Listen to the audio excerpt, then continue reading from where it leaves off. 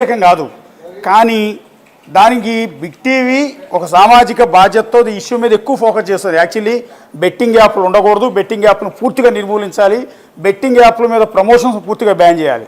వీటి మీద big TV మొత్తం టోటల్గా అదే ఫైట్లో చేస్తోంది. మేము కూడా అట్లాగే బెట్టింగ్ యాప్ను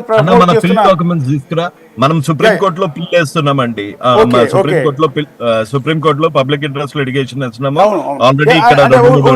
ఇక్కడ అన్వేష్ గురించి మనం ఎందుకు మాట్లాడుకోవాల్సి వచ్చిందంటే, ఒక డెమోక్రటిక్ లాంగ్వేజ్లో ఒక మంచి భాషలో అతను విమర్శించుంటే బెట్టింగ్ యాప్స్ను ప్రమోట్ చేసిన వాళ్ళందరినీ అప్పుడు అన్వేష్ నెత్తి మీద పెట్టుకుని మనం ఊరేగుతాం.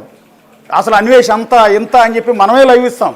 కానీ అతను తల్లుల గురించి, ఆడవాళ్ళ గురించి, అవతల తప్పు చేసి ఉండొచ్చు, తప్పు చేసినందుకు పోలీస్ డిపార్ట్మెంట్ యాక్షన్ తీసుకుంటుంది, వాళ్ళందరినీ అరెస్ట్ చేస్తుంది. 6 నెలలు కాబట్టి 6 సంవత్సరాలు జైలు పడేయమనండి, ఎవరికి అభ్యంతరం లేదు ఈ ప్రమోట్ చేసిన వాళ్ళని. కానీ వాళ్ళ ఇంట్లో తల్లులు, భార్యలు ఏం చేశారు? ఇతను కూడా ఒక తల్లి ఉంది కదా, దాన్నే మేము ఇవాళ కోచింగ్ చేస్తున్నాం. సోషల్ మీడియాలో ఈ వల్గర్ లాంగ్వేజ్ వాడటం, అది ఇమ్రాన్ తల్లినైనా, లేకపోతే భయ్యా సన్నీ యాదవ్ తల్లినైనా, లేకపోతే అలీ భార్యనైనా, వీళ్ళందరినీ తిట్టడం మీద మా అభ్యంతరం మరోసారి చెప్తున్నాం, మరోసారి క్లారిటీ ఇస్తున్నాం. ఎవరైతే అన్వేషిని అభిమానించే కార్యకర్తలు ఉంటారు, కొంతమంది ఫాలోవర్స్ అంతా కూడా ఉంటారు, వాళ్ళందరికీ మళ్ళీ చెప్తున్నాం, అన్వేషిని మేము డైరెక్ట్గా తిట్టట్లేదు, అన్వేష్ వాడిన బూతుల మీదే మా అభ్యంతరం, దాని మీదే మా పోరాటం. అందుకనే ఇప్పుడు అతనికి విపరీతమైన ఫాలోవర్స్ ఉంటారు, ఎందుకంటే ఇంత ఒక వీడియో పెట్టగానే లక్షల్లో రీచ్ అయిపోయింది. సో అతను చూస్తూ ఉన్నారు, తప్పేమి లేదు. కానీ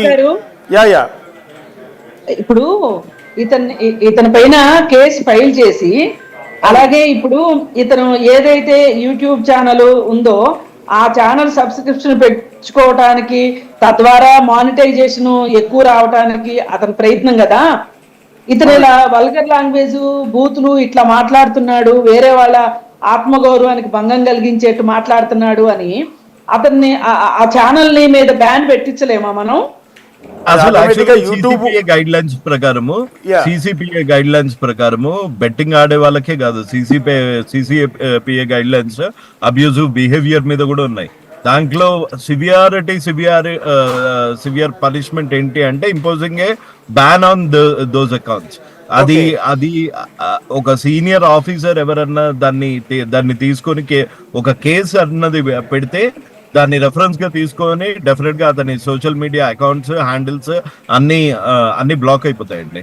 ఓకే, ఇక్కడ రవి గారు అండ్ కృష్ణకుమార్ గారు, ఒకటి ఇందాక మీరు అన్నారు, ఇతను గతంలో బెట్టింగ్ యాప్స్ అవసరం అయితే నేను కూడా ప్రమోట్ చేస్తాను, డబ్బులు మాకు వస్తాయి అన్న వీడియో ఇప్పుడే మా దగ్గరికి వచ్చింది. ఒకసారి ఆ వీడియో కూడా ప్లే చేస్తాను, వినండి. చెయ్యండి, దానిలో బూతులు కూడా ఉన్నాయి.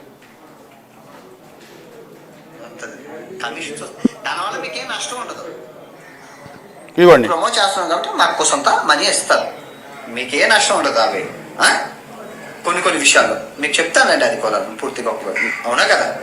ఇప్పుడు నాకు కొంత కాలుతుంది అనమాట. ఇక్కడ బెట్టింగ్ యాప్స్ ప్రమోట్ చేస్తాను, దానివల్ల డబ్బులు వస్తాయి, దాన్ని చేయటం వల్ల నష్టమేమి లేదని చెప్తున్నాడు క్లియర్ గా. వాళ్ళు ఒకసారి కావాలంటే వినండి.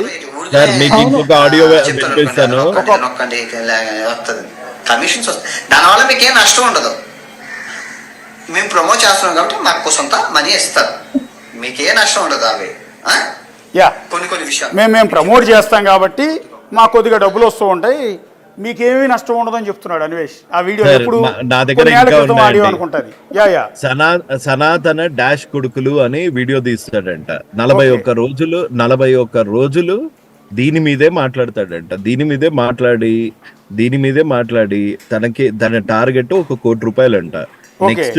నెక్స్ట్ ఇంకొక కొన్ని దేశాలు కవర్ చేయాలంట. ఎవడు కష్టపడతాడు అని ఈ 41 రోజులు నేను ఇదే చేస్తా, దీంతోనే 1 కోటి రూపాయలు సంపాదిస్తా, నెక్స్ట్ ఈ దేశాలు తిరుగుతా అని క్లియర్ గా చెప్తున్నాడు. సనాతన డాష్ కొడుకులు నేను అన్నాను, మరి అసలైన వాళ్ళ గురించి మాట్లాడొచ్చు కదా, పొలిటికల్ సిస్టమ్ గురించి మాట్లాడొచ్చు కదా, అసలు దొంగల గురించి మాట్లాడితే నాకు శిలా విగ్రహం పెట్టేస్తారు అంటే పొలిటిషియన్స్. లాస్ట్ టైం మీకు రవి గారు మీకు గుర్తునే ఉంటుంది, వైఎస్ఆర్ కాంగ్రెస్ పార్టీ గురించి ఏవో కొన్ని తప్పుడు కోతలు కూర్చాడు ఏదో కంట్రీలోంచి, ఆ తర్వాత ఆ పార్టీ వాళ్ళంతా తగులుకున్నారు. అవును, దెబ్బకు భయపడిపోయి వణిగిపోయి క్షమాపణలు చెప్తూ తర్వాత వీడియో రిలీజ్ చేశాడు. ఇప్పుడు కొత్త టార్గెట్ పవన్ కళ్యాణ్ గారు అండి. ఇప్పుడు పవన్ కళ్యాణ్ గారు సనాతన ధర్మం గురించి మాట్లాడారు కదా, సో అందుకని సనాతన డాష్ కొడుకులు అని ఓ వీడియో తీస్తాడంట. సనాతన డాష్ కొడుకులు, పవన్ కళ్యాణ్ ఫ్యాన్స్ ఊరుకుంటారు ఏంటండి? జనసేన కార్యకర్తలు ఊరుకుంటారా, పవన్ కళ్యాణ్ ఫ్యాన్స్ ఊరుకుంటారా? అదే హెడ్డింగ్ పెడతాడంట. అవును.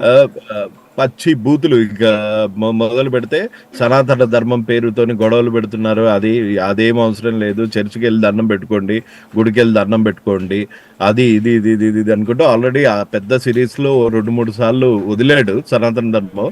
అది చాలా నెగిటివ్ ఇంపాక్ట్ వచ్చింది. ఆ నెగిటివ్ ఇంపాక్ట్ వచ్చిన దాన్ని కవర్ ఎట్లా చేసుకోవాలి, మళ్ళీ ఎవరో ఒకళ్ళని విక్టిమైజ్ చేయాలి, ఎవరో ఒకళ్ళ మీద పడేయడవాలి.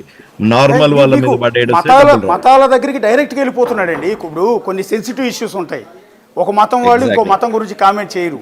కానీ క్రిస్టియానిజం మీద, క్రిస్టియన్ పాస్టర్ల మీద అతను వాడిన భాష ఎంత దారుణంగా ఉందంటే చాలా మంది పాస్టర్లు ఇతన్ని చాలా సీరియస్ గా తీసుకున్నారు దాన్ని. మరి ఎవరైనా కేసులు పెట్టారో తెలియదు. ఇప్పుడు హిందువుల గురించి మాట్లాడుతున్నాడు, వినండి ఎంత అసహ్యంగా మాట్లాడుతున్నాడు. Okay, sorry madam, Krishna Kumar గారు గో హెడ్.